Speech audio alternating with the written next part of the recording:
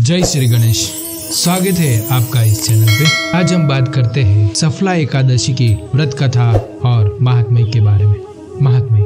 महाराज युधिष्ठिर ने पूछा, है जनार्दन, मोक्षदा एकादशी के बाद आने वाली एकादशी का नाम क्या है? उस दिन कौन से देवता का पूजन किया जाता है और उनकी क्या विधि है? कृपा करके मुझे ही बताए। भगवान श्री कृष्ण ने कहा, हे धर्मराज, मैं तुम्हारे स्नेह के कारण तुमसे कहता हूँ कि एकादशी व्रत के अतिरिक्त मैं अधिक से अधिक दक्षिणा पाने वाले यज्ञ से भी प्रसन्न नहीं होता। अतः इसे अत्यंत भक्ति और श्रद्धा से युक्त होकर करें। इस एकादशी का नाम सफला एकादशी है। इस एकादशी के देवता श्री नारायण है। विधि पूर्वक इस व्रत को करना चाहिए। जिस प्रकार नागों में शेषनाग, पक्षियों में गरुड़, सब ग्रहों में चंद्रमा, यज्ञों में अश्वमेघ यज्ञ और देवताओं में भगवान विष्णु श्रेष्ठ है, उसी तरह सब व्रतों में एकादशी का व्रत श्रेष्ठ है। जो मनुष्य सदैव एकादशी का व्रत करते हैं वे मुझे परम प्रिय है।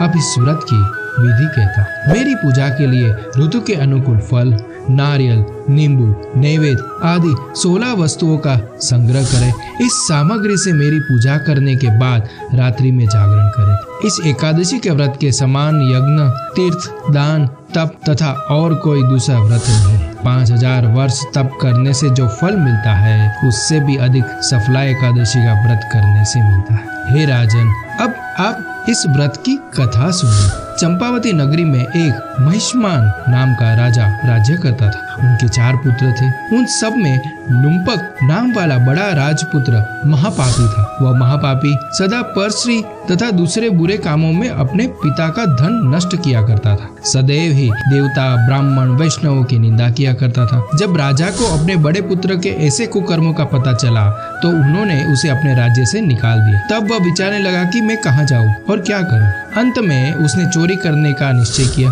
दिन में वह वन में रहता था और रात्रि को अपने पिता की नगरी में चोरी करता था तथा प्रजा को तंग करने और उन्हें मारने का कुकर्म करता था। कुछ समय पश्चात सारी नगरी भयभीत हो गई।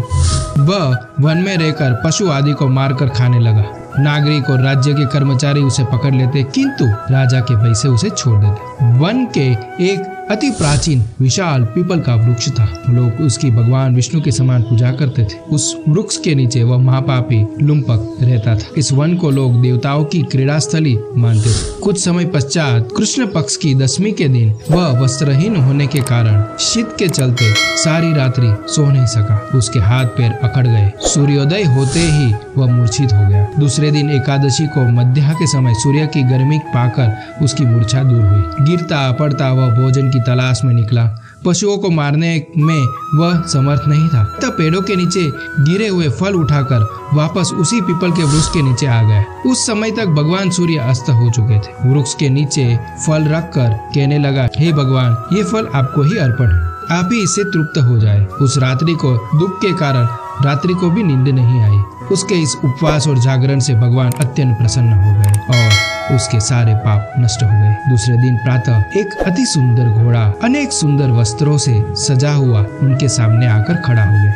उसी समय आकाशवाणी हुई, हे राजपुत्र, श्री नारायण की कृपा से तेरे सारे पाप नष्ट हो गए हैं। अब तू अपने पिता के पास जाकर राज्य प्राप्त कर। ऐसी वाणी सुनकर वह अत्यंत प्रसन्न हुआ और दिव्य वस्त्र धारण करके भगवान आपकी जय हो कहकर अपने पिता के पास गया। उसके पिता ने प्रसन्न होकर उसे समस्त राज्य का भार सौंप दिया और वन का रास्ता ले लिया। अब लुम्पक शास्त्र अनुसार राज्य करने लगा। उसके पत्नी, पुत्र आदि सारा कुटुंब भगवान नारायण का परम भक्त हो गया। वृद्ध होने पर अपने पुत्र को सारा राज्य सौंपकर वो तपस्या करने चला गया और अंत में वैकुंठ को प्राप्त हुआ। अतः जो मनुष्य इस परम पवित्र सफला एकादशी का व्रत करते हैं उसे अंत में मुक्ति मिलती है। इस सफला एकादशी के महात्म्य को पढ़ने से अथवा श्रवण करने से मनुष्य को अश्वमेघ यज्ञ का फल मिलता है। अगर आपको वीडियो अच्छा लगा हो तो इसे लाइक कीजिए, दूसरों के साथ शेयर कीजिए और इस चैनल को सब्सक्राइब कीजिए। ओम नमः शिवाय। जय श्री कृष्ण।